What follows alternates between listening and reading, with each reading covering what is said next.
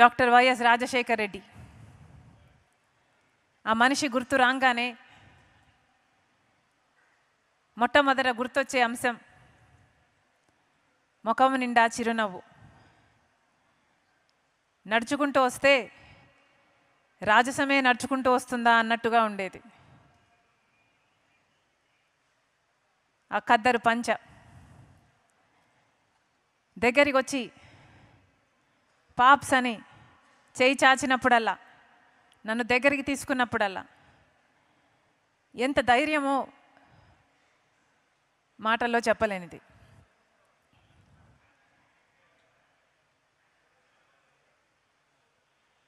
రాజశేఖర్ రెడ్డి గారు చనిపోకముందు ఆ కొద్ది రోజులు ఆయనతో గడిపిన జ్ఞాపకాలు మీతో పంచుకోవాలని ఉంది. ఆ కొద్ది రోజులు ఆల్మోస్ట్ నాన్నని నేను కలిసిన ఆఖరిసారి కావచ్చు. ఆ రోజు కలిశాను, మరుసటి రోజు నేను బెంగళూరుకు వెళ్ళిపోవడం జరిగింది. ఆ రోజు రాత్రి నేను కలిసినప్పుడు నాన్న మాట, పాప్స్ దేవుడు ఎంత చేశాడు కదా, మన జీవితాల్లో దేవుడు ఎంత చేశాడు, ఏమీ కానీ నన్ను ఇంత దూరం తీసుకొచ్చాడు, ఇంత సాధింపచేశాడు, ఈరోజు ఇంత చెయ్యగలిగాము అంటే, ఇంతమంది జీవితాలలో వెలుగు నింపగలిగాము అంటే దేవుడు నిజంగా ఎంత గొప్పవాడు, ఎక్కడో ఉన్నవాడిని తీసుకొచ్చి ఇంత ఎత్తున నిలిపాడు, ఇంత అవకాశాన్ని ఇచ్చాడు అని దేవునికి ఎంతో గ్రేట్ఫుల్గా ఉన్నాడు. ఉంటూ ఇంకో మాట కూడా అన్నాడు, పాప్స్ నా జీవితము జలయజ్ఞాని కోసమే దేవుడు పుట్టించాడేమో, జలయజ్ఞం నేను చేయగలిగితే నా జీవితం, నా పర్పస్ నేను ఫుల్ఫిల్ చేసిన వాడిని అవుతాను. ఇవన్నీ మిగతాటివన్నీ ఆరోగ్యశ్రీ అయినా, ఫీజు రీయింబర్స్మెంట్ అయినా, ఇందిరమ్మ ఇల్లు అయినా, 108 ఇవన్నీ బోనస్, కానీ జలయజ్ఞం మాత్రం నా హృదయానికి చాలా దగ్గర అన్నాడు. ఆ విషయం నాకే కాదు, క్యాప్టెన్ మామకు కూడా, కేవీపీ రామచంద్రరావు గారికి కూడా బాగా తెలిసిన విషయం. ఎందుకంటే ఎలక్షన్లో కౌంటింగ్ జరుగుతున్న సమయంలో నాన్న చాలా టెన్షన్ పడ్డ అంశం ఏది అంటే, ఎందుకు అంటే ఒకవేళ మనం మళ్ళీ అధికారంలోకి రాకలేకపోతే జలయజ్ఞం ఏమవుతుంది, అన్ని ప్రాజెక్టులు ఆగిపోతాయి, ఈ ప్రాజెక్టులలో పెట్టిన డబ్బంతా వృధా అయిపోతుంది, వచ్చే నాయకులు పట్టించుకోరు, జలయజ్ఞం పూర్తి కాదు, 1 కోటి ఎకరాలకు నీళ్ళు ఇవ్వలేమని చాలా టెన్షన్ పడ్డాడు. అంత టెన్షన్ బహుశా తన జీవితంలో ఎప్పుడూ దేనికి పడుండడు.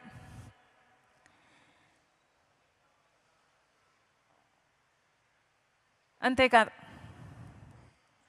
నాన్న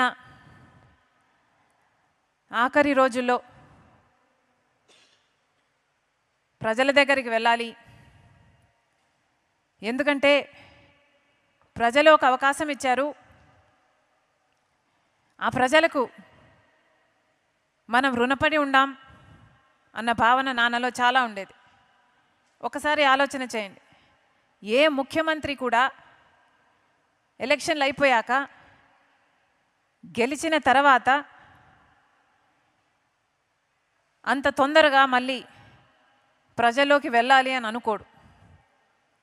కానీ రాజశేఖర్ రెడ్డి గారు మాత్రం సాచురేషన్ పద్ధతిలో ప్రతి పథకము ప్రజలకు అందాలి, ఇంకా ఇల్లు లేని వారు ఉన్నారేమో, ఇంకా ఆరోగ్యశ్రీ అందని వారు ఉన్నారేమో, ఇంకా ఫీజు రీయింబర్స్మెంట్ అందని వారు ఉన్నారేమో, ఎవరికి ఏ అవసరం ఉన్నా అవసరం తీర్చాలి అని రచ్చబండ కార్యక్రమం ప్లాన్ చేశాడు రాజశేఖర్ రెడ్డి గారు.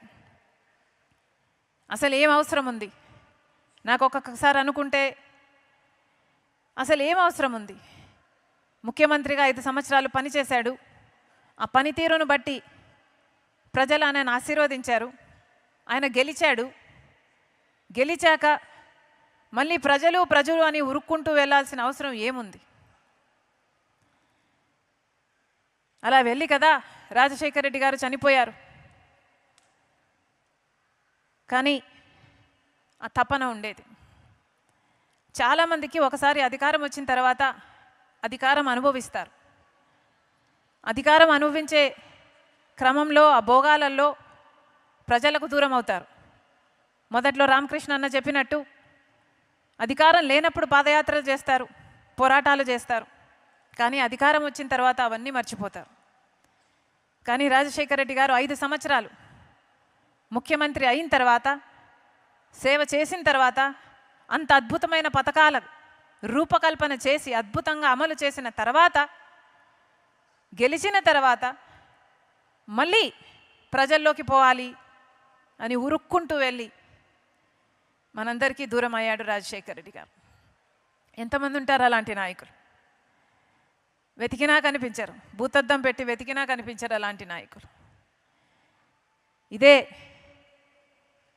రాజశేఖర రెడ్డి గారితో, నాన్నతో నేను ఒకప్పుడు అన్న మాట, పా నువ్వు అనుకున్నంత మెజారిటీ రాలేదు కదా రెండోసారి గెలిచినప్పుడు. కారణం ఏమిటి? నువ్వు నీ ప్రజలను ఎంతగానో ప్రేమించావు, నిత్యం తప్పించావు, ఎన్నో పథకాలకు రూపకల్పన చేశావు. ఆ పథకాల గురించి మళ్ళీ ఇంటికి వచ్చి ప్రతిరోజు ఇది ఇది ఇది ఇది అని, ఇది ఇలా చేస్తున్నాం, ఇది ఇలా చేస్తున్నాం, ఈ పథకం ఇంతమందికి అందుతుంది, ఇంతమందికి లబ్ధి చేరుతుంది అని ఈ 5 సంవత్సరాలు అంత ఎగ్జైట్మెంట్తో ఇన్ని పథకాలు చేశావు, ఇంత ప్రేమించావు. కానీ ఏమైంది? నువ్వు ప్రేమించినంతగా నీ ప్రజలు నిన్ను మళ్ళీ ప్రేమించినట్టు లేరు కదా అని అన్నాను. మెజారిటీ తక్కువ వచ్చింది కాబట్టి. దానికి ఆయన ఏమీ అనలేదు, నవ్వాడు, చిరునవ్వు. పర్వాలేదులే పాప్స్ అన్నాడు. కానీ ఆ రోజు అర్థం కాలేదు నాకు ప్రజలు ఆయనను ఎంత ప్రేమించారు అని. ఏ రోజు అర్థమైందంటే, నాన్న చనిపోయిన తర్వాత రాజశేఖర రెడ్డి గారు చనిపోయారు అని వార్త విని ఆ నిజం భరించలేక, ఆ నిజాన్ని జీర్ణించుకోలేక ఎంతోమంది 700 మందికి పైగా ఆయన వెనకాలే చనిపోయారు. ఆ రోజు అర్థమైంది నాన్న తన ప్రజల్ని ఎంతగా ప్రేమించాడు, ప్రజలు కూడా తనని అంతగా ప్రేమించాడు అని. లేకపోతే నాన్న నన్ను ఎంతగానో ప్రేమించాడు, నేను నాన్నని ఎంతగానో ప్రేమించాను, అయినా నేనే బతికే ఉన్నా, మేము ఎలా బతుకున్నాం, అమ్మ నేను ఎలా బతుకున్నాం, కానీ ఇంతమంది చనిపోయారు, ఎంత గొప్ప ప్రేమ వాళ్ళది అని ఆ రోజు అర్థమైంది. ఇలాంటివి. అంతేకాదు రాజశేఖర రెడ్డి గారు రాజకీయంగా చూసుకుంటే ఆఖరి రోజుల్లో కాంగ్రెస్ పార్టీ అధికారంలో ఉండాలి, కాంగ్రెస్ పార్టీ అయితేనే ఈ దేశానికి మంచిది అని పూర్తిగా విశ్వసించి పనిచేసినవాడు. కాంగ్రెస్ పార్టీలో ఉన్న నిబంధత అయితే ఏమి, కాంగ్రెస్ పార్టీలో అయితే ఉన్న వర్కింగ్ సిస్టమ్ అయితేనేమి, ఆ వర్కింగ్ సిస్టంలో వచ్చే హ్యూమిలిటీ అయితే ఏమి, ఆ హంబుల్నెస్ అయితేనేమి, ఇవన్నీ కాంగ్రెస్ పార్టీతోనే సాధ్యం. కాంగ్రెస్ పార్టీ అయితేనే ఇందిరమ్మ దగ్గర నుంచి, రాజీవ్ గాంధీ దగ్గర నుంచి ఎన్నో అద్భుతమైన పేదల కోసం, సంక్షేమం కోసం, అభివృద్ధి కోసం ఆలోచన చేసి దేశాన్ని పైకి తేగలదు అని పూర్తిగా విశ్వసించిన వ్యక్తి రాజశేఖర రెడ్డి గారు. అంతేకాదు అదే క్రమంలో, అదే సమయంలో బీజేపీ పార్టీకి బద్ధ వ్యతిరేకి రాజశేఖర రెడ్డి గారు. ఎందుకంటే బీజేపీ పార్టీ సెంటిమెంట్ను అడ్డు పెట్టుకుని రాజకీయాలు చేసే పార్టీ. బీజేపీ పార్టీ మతాన్ని అడ్డు పెట్టుకొని రాజకీయాలు చేసే పార్టీ. ఒక హిజాబ్ అయినా, ఒక పుల్వామా అయినా, గోధ్రా అయినా, మణిపూర్ అయినా, రామ్ మందిర్ అయినా, ఏదైనా ఇదే బీజేపీకి తెలిసిన రాజకీయం. అందుకే బీజేపీ పార్టీకి బద్ద వ్యతిరేకి రాజశేఖర రెడ్డి గారు. ఈరోజు మళ్ళీ చెప్తున్నాం, రాజశేఖర రెడ్డి గారి వారసులు అని చెప్పుకుంటున్న వాళ్ళు, వారి ఆశయాలను నిలబెడుతున్నామని చెప్పుకుంటున్న వాళ్ళందరికీ అలాంటి బీజేపీ పార్టీతో మీరు తెర వెనుకల పొత్తులు పెట్టుకున్నారు. మీరు ఎలా అవుతారు రాజశేఖర రెడ్డి గారి ఆశయాలను నిలబెట్టిన వాళ్ళు? ఒకసారి ఆలోచన చేసుకోవాలి. ఆఖరి రోజుల్లో రాజశేఖర రెడ్డి గారు చాలా చాలా కోరికగా రాహుల్ గాంధీ గారిని ప్రధానమంత్రిని చేయాలి అని కూడా చాలా కోరుకున్నారు. మరి ముఖ్యంగా ఆ ఎలక్షన్ ఆ టైంలో, ఆ ఆఖరి సంవత్సరంలో ఎందుకో తెలియదు, అసలు ఆ రోజుల్లో రాహుల్ గాంధీ గారు పెద్ద నాయకుడు కూడా కాదు. అప్పుడు రాహుల్ గాంధీ గారికి వయసు 35 సంవత్సరాలు. పెద్ద నాయకుడు కాదు, పెద్ద నాయకత్వ లక్షణాలు లేవు. ఆ రోజులో పెద్ద నాయకుడు కావాలి అన్న తపన ఆయనలో కూడా లేదు. అయినా కూడా రాజశేఖర రెడ్డి గారు గుర్తించారు, ఈ మనిషి ప్రధానమంత్రి అయితే మన దేశానికి మంచిది అని ఆ రోజు గుర్తించాడు రాజశేఖర రెడ్డి గారు. ఎంత ముందు చూపు ఉండాలి ఆ మనిషికి. రాజశేఖర రెడ్డి గారికి రాజీవ్ గాంధీ గారికి చాలా దగ్గరి సంబంధం. రాజీవ్ గాంధీ గారంటే రాజశేఖర రెడ్డి గారికి చాలా ప్రీతి. ద పర్ఫెక్ట్ జెంటిల్మెన్ అనేవారు రాజీవ్ గాంధీ గారి గురించి. అలాంటి అంత జెంటిల్మెన్ కొడుకు కూడా తండ్రిలాగే ఉంటాడు, తండ్రిలాగే చేస్తాడు అని గమనించాడు. కాబట్టే రాజశేఖర రెడ్డి గారు మిగతా ఏ నాయకులు కూడా ఇక మాట్లాడకముందే, ఈ ప్రపోజల్ పెట్టకముందే రాహుల్ గాంధీ గారు ప్రధానమంత్రి కావాలి అని ఆ రోజు 15 సంవత్సరాల కింద చెప్పిన మాట రాజశేఖర రెడ్డి గారు. కానీ ఈరోజు చూస్తున్నాం మనం రాహుల్ గాంధీ గారు ఎంత గొప్ప నాయకుడు అయ్యాడు అని. నిజంగానే ఎంత మంచి మనసుంది, తన తండ్రిలాగానే ఎంత గొప్ప వ్యక్తిత్వం ఉంది అని ఈరోజు రాహుల్ గాంధీ గారిని చూస్తే అర్థమవుతుంది. ప్రేమను పంచాలని, సోదరభావాన్ని పెంచాలని రాహుల్ గాంధీ గారు పాదయాత్ర చేశారు. 7,000కు పైగా కిలోమీటర్లు పాదయాత్ర చేశారు. ఎంత గొప్ప విషయం.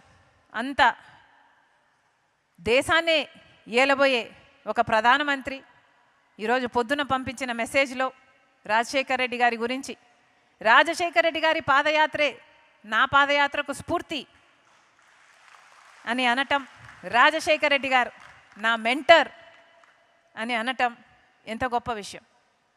నిజంగానే మనస్ఫూర్తిగా ఈరోజు రాజశేఖర రెడ్డి గారి బిడ్డ విశ్వసిస్తుంది, ఆ రోజు నాన్న చెప్పిన మాట నిజం, నాన్న కోరిక నిజం. రాహుల్ గాంధీ గారిని ప్రధానమంత్రిని చేసుకునే బాధ్యత మన అందరి మీద ఉంది. ఎందుకంటే అది రాజశేఖర రెడ్డి గారి ఆఖరి కోరిక కాబట్టి.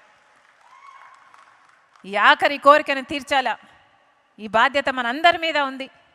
మరొక్కసారి ఇంతమంది రాజశేఖర రెడ్డి గారిని స్మరించుకోవడం కోసం, ఆయనకు నివాళులు అర్పించడం కోసం ఇంతమందిగా వచ్చారు. పేరు పేరు వంతున ప్రతి ఒక్కరికి, డయస్ మీద ఉన్న ప్రతి ఒక్కరికి రాజశేఖర రెడ్డి బిడ్డ శిరస్సు వంచి చేతులు జోడించి మనస్ఫూర్తిగా కృతజ్ఞతలు చెప్పుకుంటాం. Thank you.